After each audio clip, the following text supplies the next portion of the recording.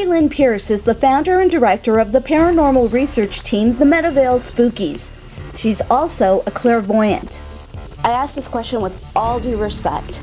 What is your response to people who say, psychic schmikeik, she's not getting anything, it's all in her head?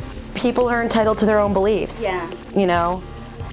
If a skeptic comes to me for a reading, it is very hard to read them. Why is that? Because they're so closed off and shut down. Yeah.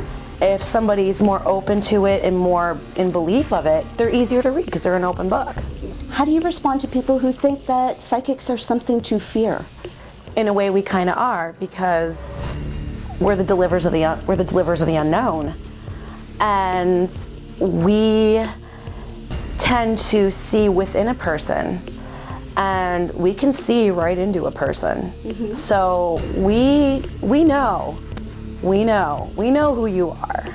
Now, a statement like that is too tempting for a skeptic like me to resist. So after a shuffle of the deck, Carrie read what's in the cards for me. Well, there is some pain in here, all right, with the Five of Cups. And the feeling I'm getting from that, it's like there's some regret and some loss there, mm-hmm. All right? So I don't know if this is somebody that was close to you that passed,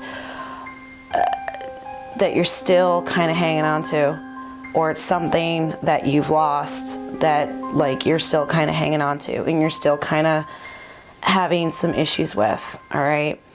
I'm also getting the good part of this is you're restructuring yourself with the Three of Pentacles here.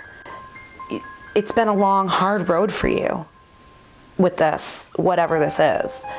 And the Devil reversed, it talks about almost an obsession, repeating a broken record, not breaking old habits, old patterns. So this could be your emotional cycle that you've gotten into ever since what happened. Carrie's reading of me is quite accurate, but to test her skills further, I had her do a reading on cameraman Chris Jenkin. Who's the gentleman in spirit around you? I'm picking him up very strongly. Possibly my grandfather. Like, I feel like he's like around you all the time. Quite possibly my grandfather. All right. I feel like your grandfather, he was a pretty good problem solver. Oh yeah. He was a very good problem solver. It's like, you come to him with something broken, he has 10 different ways to fix it. Yeah, that's him. So talk to him as if he were there with you, because he is. And I feel like he's gonna try to give you these random moments of inspiration. And when you're pondering over this stuff, I feel like he's like, hello, hello. So if you see anything out of the corner of your eye, sometimes like a light flickering, that's him going, hello. Interesting. Hello. And pay attention to your dreams at night, because I feel like he's definitely trying to give you some solutions to some problems. I have a feeling I know what that is though, but I'm not gonna say. Even after the reading was over, Carrie continued to hear what she thinks is the spirit of Chris's grandfather. Is that why you were looking at me? Yeah. I noticed you were getting nervous. No, I just heard a man's voice from... He says, maybe he'll finally get the big picture. In an earlier episode of Ghosts of Mississauga, we told you that during the tarot card reading, every member of our crew kept hearing what sounded like a cat meowing in the room. I heard it, eh? The cat again. Yeah. I heard it. I just heard it too. It's like right here. Yeah.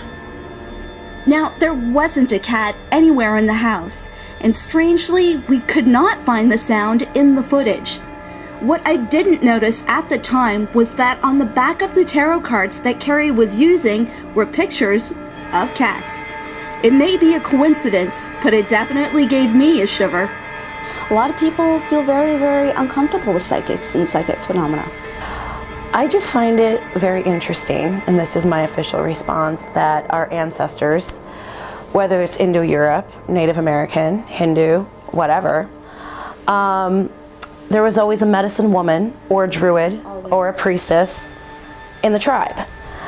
And then when the Roman conquest happened, Christianity took over, all these magnificent women were witches all of a sudden. But yet, the men who had the gift were prophets. Food for thought. It is true when you look at it that way, but you just take it for what it is. Everybody's entitled to their own opinion. Absolutely.